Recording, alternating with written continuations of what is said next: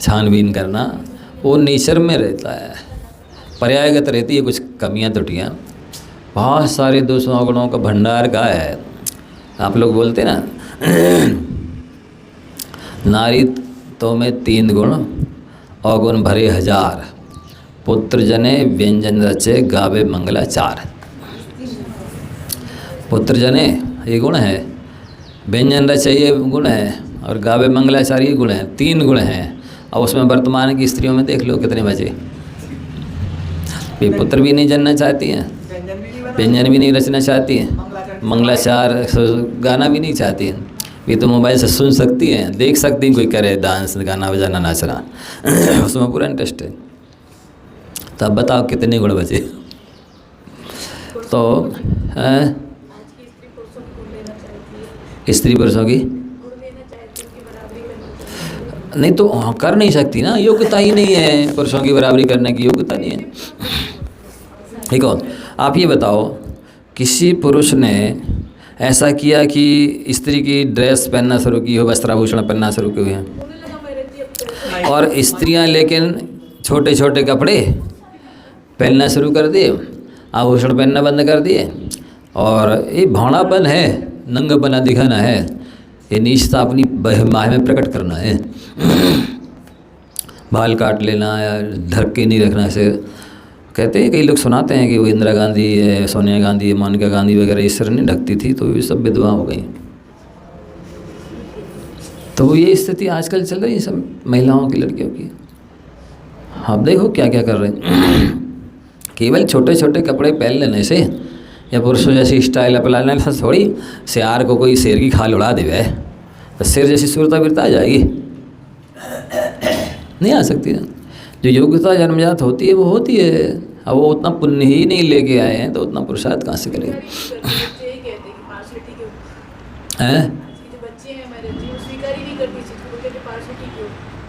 नहीं तो आप मानो नहीं, बाकी आप में है तो है ही नहीं वो चीज़ योग्यता। मतलब बॉडी का जो स्ट्रक्चर है तो उसमें जैसे ऑर्गन्स वगैरह जब पढ़ते हैं तो उसमें बताते हैं कि इनका शोल्डर बड़ा है, इसलिए इनकी स्ट्रेंथ अच्छी होती है, इनकी स्ट्रेंथ कम होती है, ये सारी चीज़ें पढ़ाई जाती है। तो है बॉडी वैसी है तो भी वो स्वीकार नहीं करते। वही कह रहे, नहीं माने तो नहीं माने।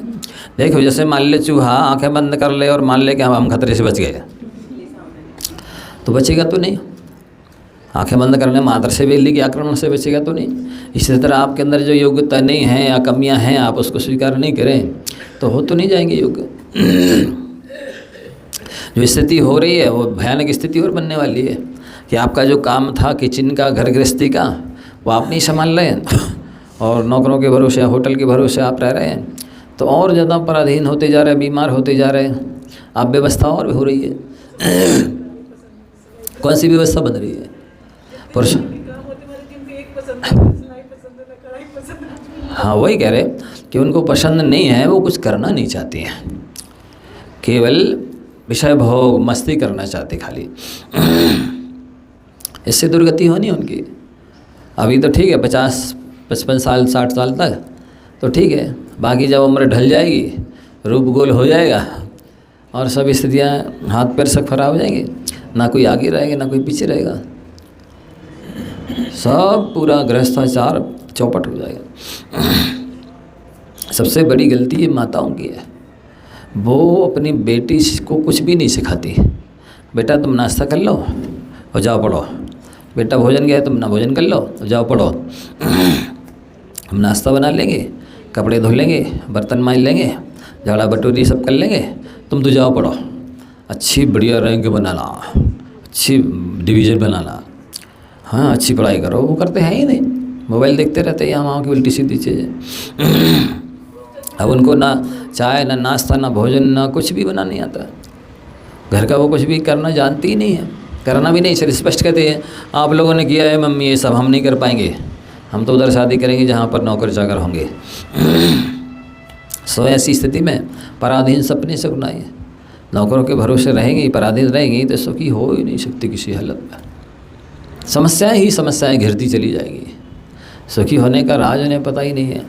ये स्वावलंबन है, स्वाधीनता है, धर्म है, संतोष है, क्षमा है, दया है, शांति है, ये सब उनको पता ही नहीं है, अपनाना भी नहीं चाहते। ऐसा तो सामायिक शिक्षा व्रत में तीसरी प्रतिमा की तरह दूसरी प्रतिमा वाला अभ्यास कर सकता है, करता है, क्योंकि उसका आगे बढ़ने का भाव है, इसलिए अभ्यास करने लगता है। और कदाचित नहीं भी किया तो 19-20 आगे पीछे चलता है, क्योंकि तीसरी प्रतिमा नहीं है अभी। अब सामायिक में क्या चिंतन करना है, तो चिंतन करने के लिए विषय बहुत है। 12 भावनाओं का चिंतन करें, 10 लक्षण का विषय चिंतन करें, 16 कारण का भावना का चिंतन करें। साथ ही जो कुछ पढ़ते हैं उसको ही आंख बंद करके सोचें क्या क्या पढ़ा है, वो किस अपेक्षा से घटित हो सकता है, किसे कितना हम कितने अंशों में उसको उतार सकते हैं अपने जीवन में। और पिंडस्थ ध्यान में मध्यलोक का ध्यान करो, जम्बूद्वीप का ध्यान करो, सुमेरु पर्वत का ध्यान करो, सुमेरु पर्वत के ऊपर सिंहासन का ध्यान करो, सिंहासन के ऊपर स्वयं अपने आप को स्थापित करके विराजमान करके चिंतन करो कि मुझ में भी अरहंतों और सिद्धों के समान बनने की क्षमता है। नहीं, चिंतन करोगे तो नहीं भटकेगा। जैसे स्वाध्याय में होता ना, यदि आप कुछ भी सोचने लगे तो ये विषय आपको ध्यान में नहीं आएगा, समझ में नहीं आएगा कि हमने क्या बोला। यदि ये विषय सुनना, समझना, याद रखना है तो मन अपने आप एकाग्र कर नहीं होगा। इसी तरह से चिंतन करोगे तो मन नहीं भागेगा। ऐसे ही बैठ जाओगे, कुछ भी नहीं करोगे तो वो तो भागेगा, क्योंकि श्रुत मन इंद्रिय से, मन का विषय श्रुत है, शास्त्र है। अब शास्त्र का कोई भी विषय ले लीजिए आप, यही बता रहे हैं कि पिंडस्थ ध्यान में अच्छी तरह से चिंतन किया जाता है, बहुत प्राकृतिक सौंदर्य के साथ में, बिल्कुल जहाँ जहाँ जो जो जैसा जैसा है मध्यलोक में उन सब का चिंतन होता है। पदस्थ ध्यान में अब ध्रुव संग्रह में जैसे गाथा आती है, 35 16 56 चतुर्दुग मेघम चजवाय झाई है परमेठी वाच्याणम अन्नम से गुरु वैषणम। तो ये मंत्र वाक्य हैं। वैसे नमोकार मंत्र अकेले में 84 लाख मंत्रों की ताकत है, सारे मंत्र उसी से निकले हैं। इसलिए नमोकार मंत्र का जाप शुरू से कर सकते हैं, अंत से कर सकते हैं। वही तो बता रहे, सुनो ही नहीं रहे, आगे आगे पूछ रहे हो, जो बता रहे वो सुन ही नहीं रहे कि नमो लो सब श्रावणम नमो जयणम नमो आर्याणम नमो सिद्धणम नमो रियंताणम एणम रियंताणम नमो सिद्धणम, ऐसे आगे पीछे से लेकर के बीच से लेकर के नमो आर्याणम नमो झड़म नमो लो सब श्रावणम नमो सिद्धणम नमो रियंताणम, इस तरह से आगे पीछे पढ़ेंगे तो भी मन एकाग्र होगा। क्योंकि सीधा सीधा तो रटा हुआ है, तो वो उसमें फिर वो चलता भी रहता है और मन घूमता भी रहता है। तो आगे पीछे से बीच से कहीं से भी पढ़ सकते हैं। कई लोग एक एक पद की जाप भी करते हैं, नमो रियंताणम नमो रियंताणम नमो रियंताणम, 160 हो जाएंगे, फिर नमो सिद्धणम, फिर नमो आर्याणम, में से 5 माला फेरेंगे तब एक मानी जाएगी। ऐसा भी होता है। कई लोग बोलते हैं कि हम माला फेरते तो मन भगता है, इसलिए हम चिंतन भी करते जाते हैं। तो चिंतन होगा तो पदस्थ ध्यान नहीं होगा, पदस्थ ध्यान होगा तो चिंतन नहीं होगा। एक समय में एक ही काम होगा, 2 कैसे हो जाएंगे? या परंत भगवान के बारे में भी सोचते जाएं और जब नमोकार का जाप कर भी करते जाएं। ये जो पद बोला जा रहा है नमो अरिहंताणम, इसी पद को आप मुंह से बोलिए, इसे कान से सोचिए और सुनिए, और इसी को मन से ध्यान दीजिए। जो पद बोलो उसी को सुनो, उसी के बारे में ध्यान रखो। एक काम होगा, मंत्र यानी मंत्र, पदस्थ ध्यान, पदों को चिंतन करना है, जाप करना है। हाँ, किसी को यदि डिस्टर्ब ना हो तो बोल सकते हैं। यदि आप अकेले हैं, बोलने से किसी को बाधा नहीं है, व्यवधान अंतराय नहीं है, तो बोल सकते हैं।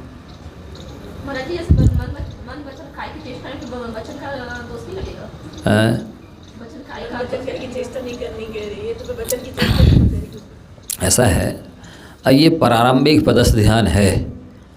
जब आप और ऊपर उठ जाएंगे, वो साधु संतों की भूमिका होती है, माँ चिट्ठय माँ जंपाय माँ चिंता जेण किम भी होई थिरो अप्पा पम्मीरो एड़मी परम हवे झाड़म। कुछ भी मत चेष्टा करो, कुछ भी मत बोलो, कुछ भी मत सोचो, बिल्कुल परम ध्यान होगा, निश्चिंत हो जाओ, निर्विकल्प हो जाओ। लेकिन वो स्थिति बन नहीं सकती अपनी। अशुभ चेष्टा नहीं करना है तो दोष लगेगा। खोटा सोचने लगो, खोटा बोलने लगो, सोने लगो, हाँ, जोर से बोलो, उससे अच्छा। खोटी चेष्टा करने लगो तो दोष लगेगा। और अब आंध्रवाक का बोल रहे हैं, उसमें क्या दोष है? अशुभ चेष्टा नहीं कर रहा ना। भेद आए ना जाप के। परिभाषा क्या है सामायिक की? महाराज जी कभी-कभी एक माला होती है और ऐसे सजाते हैं, साढ़े कुछ होती है जब आँख खुलती है। समता सर्वभूतेषु संयमेषु भावना आर्द्रौद्र परित्याग तद्धि सामायिकम मतम। प्राणी मात्र के प्रति क्षमता हो, संयम की शुभ भावना हो, संयम पालने की, और आर्द्रौद्र ध्यान ना हो, वही सामायिक है। तो अब पहले यदि आप इस तरह से तैयारी करके बैठेंगे कि 8 16 32 करवट कर लेंगे, महाराज जी राइट से करते हो उसको कि लेफ्ट से शुरू करते हैं? पहले सीधे लेटेंगे सीधे 8 करें, 8, फिर बाएं को नीचे करके दाएं को ऊपर करके 16, फिर लेफ्ट साइड श्वास लेना और छोड़ना, और फिर दाएं को नीचे करके बाएं को ऊपर करके 32। 10-5 मिनट मान लो झपकी भी आ जाती है तो एकदम फ्रेशनेस आ जाती है, फिर घंटा भर पूरा सदुपयोग होगा। और फिर नहीं करेंगे तो पूरी सामायिक में झूमते भी रहेंगे और ना शरीर को विश्राम मिलेगा, ना सामायिक होगी, ना जाप होगी, ना ध्यान चिंतन पाठ, कुछ नहीं हो पाएगा। यदि खाने की पूर्ति करना है, नियोग करना है तो बात अलग है, उन्हें उस हिसाब से तैयारी करके बैठनी चाहिए। हाँ, तो पदस्थ ध्यान, पिंडस्थ ध्यान में सुमेरु पर्वत पर बैठकर अपने आप को अरहंत सिद्धों के समान सोचना कि हम ऐसे बन सकते हैं। पदस्थ ध्यान में मंत्रों का, वाक्यों का ध्यान किया जाता है, जाप किया जाता है। रूपस्थ ध्यान में अनंत भगवान के समोषण का चिंतन किया जाता है। अथवा आपने जितने सिद्ध क्षेत्र अवस्था क्षेत्रों के दर्शन किए हैं, वो कहाँ कितने मंदिर हैं, कितनी वेदी हैं, एक वेदी में कितनी प्रतिमाएं हैं, पाषाण की हैं, सोने की, चांदी की, पीतल की, अष्टधातु किस किस की हैं, ये सोचने लग जाएं तो आपने जब जन्म से लेकर अभी तक कितने दर्शन किए होंगे का ध्यान किया जा सकता है। कौन से सिंहासन हैं आदि आदि सब सोचो। जितना भी वेदी के, मंदिर के बारे में, समोषण के बारे में सोचा जाता है। और जितने आचार्य हुए आपने पढ़े हैं, सुने, उनके बारे में सोचो। किसने कहाँ दीक्षा ली है, कहाँ कौन सा पद, आचार्य पद आदि लिया है, कितनी दीक्षाएं दी हैं, कितने ग्रंथ लिखे हैं, कौन कौन से लिखे हैं, कहाँ किसकी समाधि हुई है, ये भी चिंतन कर सकते हैं। ग्रंथों के नाम सोचो, कितने ग्रंथ हैं जैन आगम के, आपको कितने मालूम है, किस ग्रंथ का लेखक कौन है, उसने उसमें क्या लिखा है। 108 ग्रंथों का चिंतन करो, 108 आचार्यों के नाम सोचो, मुनियों के, उपाध्यायों के, 108 सिद्ध क्षेत्र, अष्ट क्षेत्रों के मंत्र हैं। आप अलग अलग मंत्र भी बना सकते हैं। ओम ह्रीं उत्तम शमंत्रमंगाय नमः, ओम ह्रीं उत्तम मर्दोदमंगनाय, 10 मंत्र ही बन जाएंगे हैं। और उसके बाद में 16 गढ़ भावनाओं की 16 बन जाएंगे, 12 भावनाओं की चिंतन किए जा सकते हैं। साथ ही बहुत सारा है सामायिक में चिंतन करने के लिए। मध्य लोक में कितने कृत्रिम जिनालय हैं, ऊर्ध्वलोक में कितने हैं, अधोलोक में कितने हैं, ये भी चिंतन किया जा सकता है। तो कोई निश्चित विषय नहीं है सामायिक का। रूपातीत ध्यान में सिद्धों के समान अपनी आत्मा का चिंतन करना कि मेरी आत्मा भी सिद्धों के समान अनंत गुणों की धनी है, अनंत रिद्धियाँ सिद्धियाँ शक्तियाँ इसमें है, और ये दुर्ध्यान की वजह से यहाँ 4 गति 84 लाख योनियों में भटक रही है। तो ये सामायिक के विषय हो सकते हैं। फिर प्रोषदोपास है, जो बताया गया कि जैसी आपको साधना बढ़ानी हो, जितनी शक्ति हो उतना आप कर सकते हैं। चाहे तो 2 प्रतिमाएं, तब भी आप सप्तमी को एक आसन, अष्टमी को उपवास, नवमी को एक आसन कर सकते हैं। और नहीं तो मध्यम में एक उपवास, अष्टमी चतुर्दशी का, या फिर 3 एक आसन, सप्तमी अष्टमी नवमी के मध्यम में आएगा। जघन्य में मात्र एक आसन कर लिया तो भी वो प्रोषद माना जाता है। सामायिक प्रोषदोपास। अतिथि संविभाग है। अब उत्तम पात्र हैं तो अहोभाग्य है, उन्हीं को भोजन दे, फिर निज करे आहार। मुनि महाराज को आहार दे करके आहार करना उत्तम दाता श्रावक है, और अनुमोदना करके आहार करना मध्यम श्रावक है, और आहार की बेला टाल करके आहार करना ये जघन्य अतिथि संविभाग है। और मुनि महाराज के पहले ही भोजन कर लेना ये अधमाधम है। बीमार के लिए, वृद्धों के लिए, बच्चों के लिए। हाँ, वो परिस्थिति अलग होती है। आया तो नहीं है, लेकिन परिस्थिति तो परिस्थिति है। आपको से नहीं आया? ऐसा तो आता है कि मुनि महाराज उस समय आहार के लिए निगोचरी को निकले जिस समय बच्चे खा पी करके बाहर खेलने निकल आए हों गाँव के बाहर, रोगी होते पर रोगी हैं, वृद्ध हैं, ऐसा मुझे स्मृति में नहीं, कर सकते हैं। परिस्थिति तो अलग होती है, उसका उल्लेख नहीं होता। हाँ, लेकिन मन में भाव तो रखा ही जा सकता है कि हमारी कमजोरी है, कि हमको पहले लेना पड़ रहा है। और जब लो तभी भावना कर सकते, भगवान मुनि आर्य श्रावक श्राविका जितने भी हैं उन सबके निरंतर आहार हों, सबको भोजन मिले, ये भावना भाई जा सकती है, इसमें कोई बाधा नहीं है।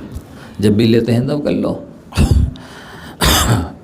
सामायिक प्रोत्सोपवास, अतिथि संविभाग, अथवा ऐसा भी करते हैं कुछ पैसे अतिथि संविभाग के लिए निकालते जाते हैं।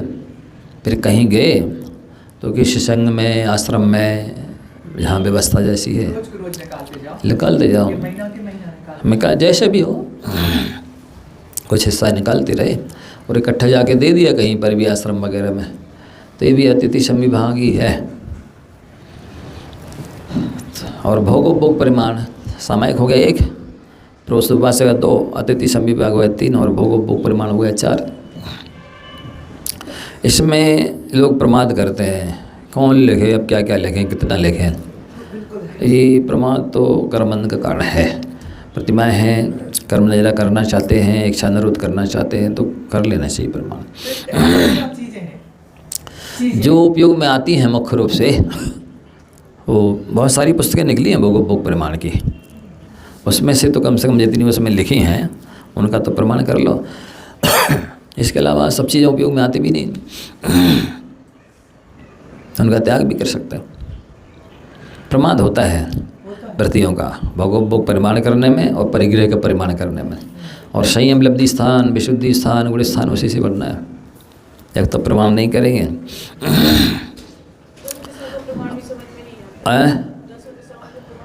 नहीं, जैसे मान लो भारत की सीमा जहाँ से जहाँ तक है बस वहीं जाएंगे, हो गया। अब ऊपर में भी अब फ्लाइट वगैरह के बैठने का विकल्प छोड़ दो, तो जहाँ तक जिनालय इत्यादि हैं वहाँ जाएंगे। वही गिरनार शिखर जी है इत्यादि, जहाँ जहाँ जितने ऊँचे हैं अपने सिद्ध क्षेत्र क्षेत्र, जिनालय जहाँ जहाँ तक, और क्या नीचे भी जहाँ तक हैं जिनालय गुफाओं इत्यादि में, वहाँ जाएंगे। तो ये करना चाहिए, लोग करना नहीं चाहते हैं। और दूसरा ये है कि गुणस्थान को बनाए रखना है, बच्चों का खेल नहीं है।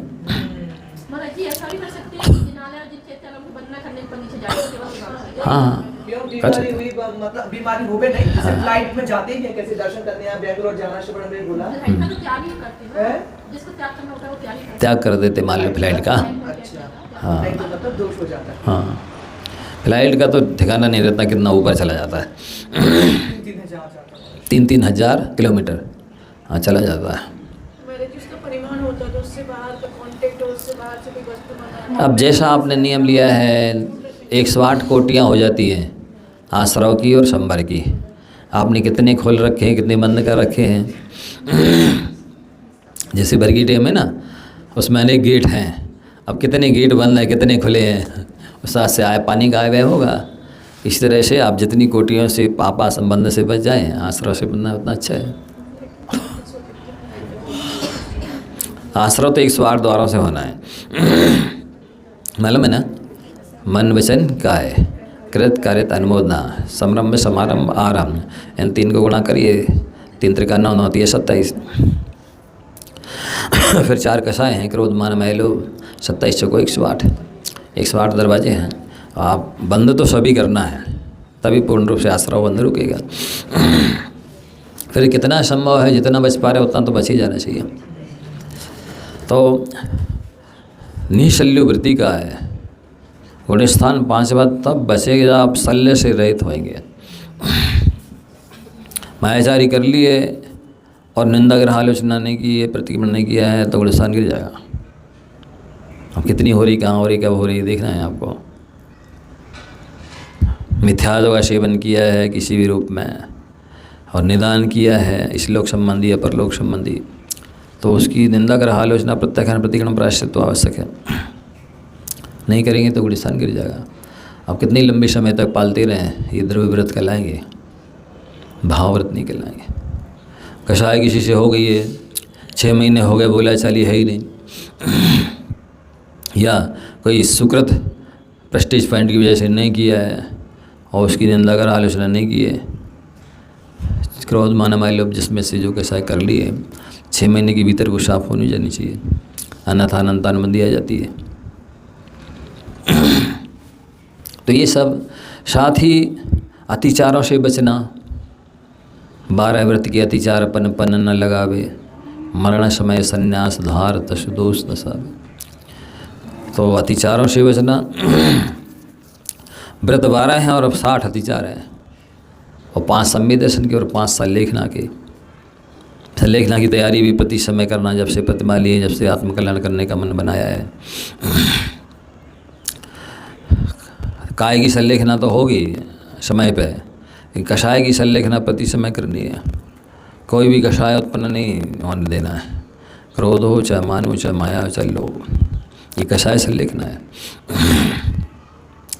जो जीवन भर कषाय की संलेखना करता है उसी की यम संलेखना होती है।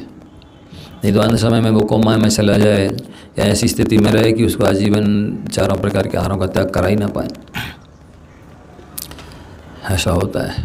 आरंभ परिग्रह विषय कषाय, चारों प्रकार के आहारों का त्याग, सबसे क्षमा मांगना, सबको क्षमा करना, और इस तरह पूरी तरह निर्विकल्प होकर के और आत्मा परमात्मा का चिंतन करते सुनते हुए और बिना तकलीफ के, बिना वेदना के, जागे नहीं कषाय नहीं वेदना, 2 चीज़ें नहीं होना, और यम संलेखना होना, ये बहुत महत्वपूर्ण है। वही तो हम कह रहे कि अब आप कहीं नहीं, वो निदति निकाचित कर्म थे, उससे मतलब नहीं है। काम इस समय हमारे वेदना नहीं होना और कषाय जागृत नहीं होना, तो हम मानेंगे कि आपका पूर्ण पुण्य है। प्राय ऐसा बहुत कम होता है कि कोई ना वेदना सताए और ना कोई कषाय जागृत हो और ना गाफिल हो, वे बेहोश हो, कोमा में जाए, और बिल्कुल पर्दे सुनते हुए सहज में चले जाए, बहुत कम होता है।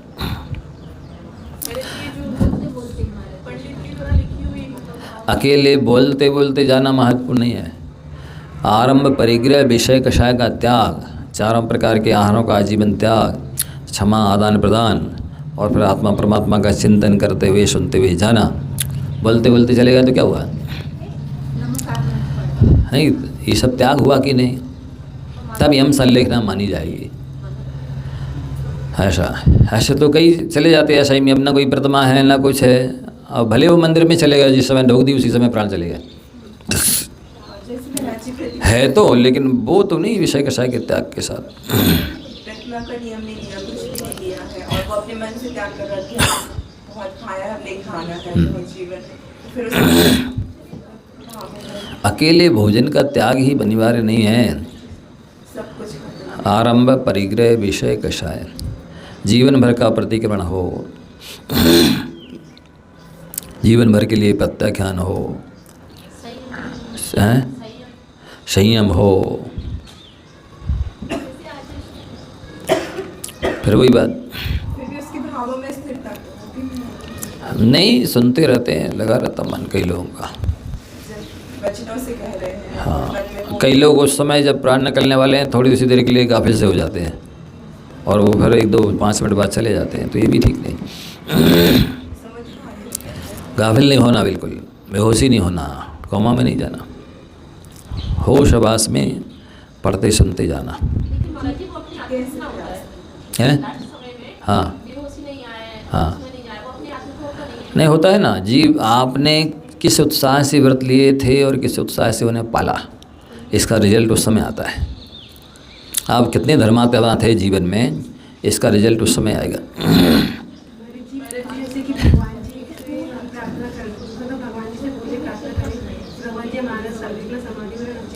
हाँ,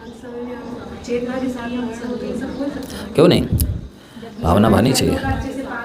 हाँ कर सकते, भावना बढ़नी चाहिए। ऐसा सुना था कि मतलब जैसे कोई गृहस्थ है उसने संलेखना उसकी हुई है बहुत अच्छी क्रमबद्ध सब कुछ हुआ है, हम लगभग 1 महीने भी चली है। कोई गृहस्थ है उसकी संलेखना बहुत अच्छी क्रमबद्ध हुई है, लगभग 1 महीने भी चली, फिर भी वो संलेखना नहीं कहलाएगा, वो समतापूर्वक मरण कहलाएगा। संलेखना तो वो कहलाएगा जो ग्रह त्याग करके पहले से उसने हाँ वही वृत्ति बन करके त्याग करके जो होती है वो अलग बात है, घर में ही हो गई अलग बात है। नहीं घर में नहीं हुई, मतलब गृहस्थ था और साधु के पास जाके लगभग 1 महीने संलेखना चली बहुत अच्छी, हाँ। तो वो संलेखना नहीं कहलाएगी, समतापूर्वक मरण। यथा योग कहलाएगी। हाँ समतापूर्वक मरण होना बहुत बड़ी बात होती है। संलेखना है ऊपर की चीज़ है ये समतापूर्वक मरण, समतापूर्वक। मेरे सभी महाराज जी लोग घर का त्याग हो गया, ये संलेखना कहलाएगी इन लोगों की। हाँ उत्तम जो पंडित मरण है वो तो यम संलेखना पूर्वक होता है। अब कई प्रकार की होती है, जिसकी जितनी अच्छी हो जाता अच्छा है ऐसा। तो मेरे जो भावना में जो भावना का ही मतलब जागे नहीं कर सकता, और सारी जो भावना उसमें भाई अपना वेदना सतावे, हाँ। ये तो पंडित ने भावना भाई है, तो ये प्रति भी ऐसी नहीं दुख खो कम खो बोई लाओ सुखी के नम समाई मरणम जन गुण संपत्ति हो मंजमी, तो बड़े बड़े आचार्यों ने भाई है, गणधर देवों ने, आचार्यों ने, उपाध्यायों ने, साधुओं ने भावना भाई है, ये किसी विद्वान का नहीं है। अब अतिचार शेष रह गए हैं, आप देख लो आप लोगों को क्या करना है, सुनना समझना है। 12 व्रत के और 5 संवेद दर्शन के और निवास हो गया टाइम।